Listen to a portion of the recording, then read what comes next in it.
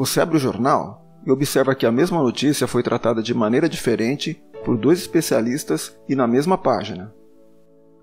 Aí você entra na sua rede social e percebe que entre seus amigos há uma discussão em que eles se estranham ao defenderem pontos de vista diferentes. Até recentemente, uma situação dessas trazia o conceito de pluralidade, que é a ideia que opiniões diferentes podem conviver no mesmo espaço social. Mas não é bem essa a sua sensação agora. As coisas parecem cada vez mais nervosas. Chega a sentir saudades do conselho de seus pais, que política, futebol e religião não era para ser discutido. Mas você se lembra também do tempo que as discussões eram apenas zoeiras nas segundas-feiras, quando o time de futebol de um dos colegas levava pior, e todos se aproveitavam para se divertir, inclusive o torcedor que tinha sido derrotado. Agora a coisa parece que é mais séria e não é apenas na segunda-feira não, é na semana inteira. Em vez de ser algo engraçado, algumas amizades acabam nessas discussões. Qual dos dois lados tem razão? Você consegue afirmar com certeza que um deles está correto e o outro não? Supondo que um dos lados esteja errado, será que ele consegue aprender a enxergar a realidade de uma outra forma? Uma pergunta parecida com essa foi elaborada pelo filósofo alemão Immanuel Kant, em seu livro Crítica da Razão Pura. A pergunta que ele fez foi: o que posso saber? E note que a sua questão já traz uma pista da sua resposta. Será que eu posso saber tudo mesmo?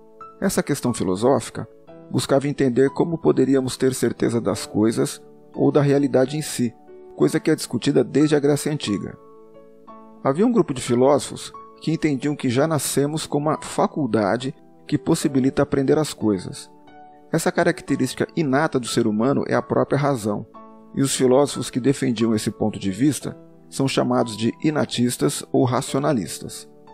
Já no período moderno, o filósofo Descartes seguia essa linha e indicou que podemos lidar com ideias que vão muito além dos nossos sentidos e que são inatas aos seres humanos. Um exemplo é a noção de infinito, pois nunca experimentaríamos algo como infinito na nossa existência. Essa noção já teria nascido conosco. O problema dessa forma de pensamento é que ela não consegue explicar por que algo que julgávamos verdadeiro deixa de ser durante a nossa existência.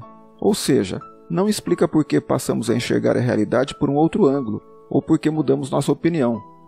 Portanto, se nosso conceito de verdade ou realidade muda no tempo, indica que nós apreendemos a realidade por meio da experiência, ou seja, do contato de nossos sentidos com o mundo ao nosso redor. Os filósofos que entendiam que era assim que funcionava a nossa razão, ou seja, que ela ia se formando quando se deparava com a realidade, são chamados de empiristas, ou seja, aqueles que entendem que aprendemos com a nossa realidade vivida.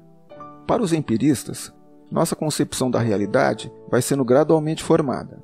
Em um primeiro momento nós sentimos, em seguida, esse conjunto de sensações se transforma em percepções que, na medida em que são combinadas, tornam-se ideias. Assim que conseguimos absorvê-las, tornam-se pensamentos que nos permitem explicar as coisas e, assim, podemos dizer, chegar à verdade. A verdade é vista pelos empiristas como algo individual, pois experimentamos e sentimos a realidade de maneira diferente de pessoa para pessoa. Por aqui percebemos que o empirismo também tem problemas. O fato dele ser subjetivo implica ser impossível determinar a verdade ou compreender o que seria a realidade absoluta, se é que ela existe. Dessa maneira, percebemos, por uma corrente filosófica ou outra, que nossa razão tem problemas. Enxergar a verdade se mostra algo complexo e talvez até impossível, pois nosso sistema racional não dá conta dessas respostas. Continuamos sem saber o que podemos aprender. E foi Kant quem jogou luz sobre essa questão. Na tentativa de superar a insuficiência das abordagens inatistas e empiristas, Kant se propôs a investigar não a realidade ou a verdade em si, mas a própria razão. Afinal, parece que é lá que está o nosso problema. Ao colocar a razão em evidência, promoveu o que ficou conhecido como a Revolução Copernicana da Filosofia. À semelhança do que foi feito pelo astrônomo Nicolau Copérnico, que posicionou o Sol em vez da Terra no centro do sistema solar, Kant colocou a razão no centro da discussão. Da mesma maneira que o Sol, o alcance da razão depende da força de seu brilho para iluminar a realidade. O grande problema filosófico deixa de ser buscar a realidade ou a verdade e passar a entender a razão para compreender seus limites. No livro Crítica da Razão Pura, Kant indica que a razão não é inata na forma como alegam os racionalistas e nem puramente dependente da experiência, como afirmam os empiristas. Para Kant, a razão é um misto das duas abordagens. A estrutura da razão é uma espécie de repositório que todos nós possuímos e que é apto para receber e analisar os estímulos sensoriais que recebemos do ambiente. É nessa estrutura que se encontram, de maneira inata, categorias como tempo, espaço, quantidade, possibilidade, totalidade e qualidade. São essas categorias que nos permitem organizar e dar sentidos aos dados que são capturados pelo nosso sistema sensorial. Em outras palavras, Kant indica que, para produzir o conhecimento, nós precisamos tanto dessa estrutura mental quanto da nossa experiência vivida. Mas isso também não resolve tudo. A percepção que nossa razão tem da realidade depende da maneira como ela organiza essas informações, e só consegue fazer isso na medida em que interpreta aquelas categorias, que podem diferir de indivíduo para indivíduo. É como se entre nós e a realidade houvesse uma lente, e como essa lente é diferente de pessoa para pessoa, a realidade só pode ser subjetiva, posto que a razão também é preenchida por sinais subjetivos capturados pelos nossos sentidos. Em outras palavras, cada um vê a coisa de uma maneira diferente e constrói uma realidade diferente para si mesmo. Dessa maneira, fica fácil entrar em choque com a realidade construída pelo aparato racional da outra pessoa.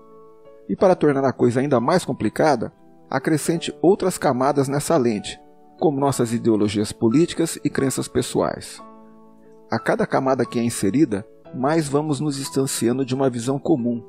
É por esse motivo que não conseguimos compartilhar a mesma verdade ou realidade. É por isso que estamos brigando nas redes sociais. Como não é possível afirmar qual dos dois lados está correto, a solução não pode vir da própria razão. Nesse mundo de muitas opiniões, a saída que propomos é a empatia. A empatia, você sabe, é a capacidade de se colocar no lugar do outro. Exercitando a empatia, podemos enxergar pelos olhos daqueles que discordamos. Se cada um fizer isso, pode ser que a gente consiga compartilhar algo que a razão não nos deixa, a verdade. Entendemos que a cada dia a vida em sociedade vem se tornando cada vez mais complexa. Novas e novas lentes são inseridas e cada vez mais perdemos a capacidade de compartilhar os mesmos pontos de vista.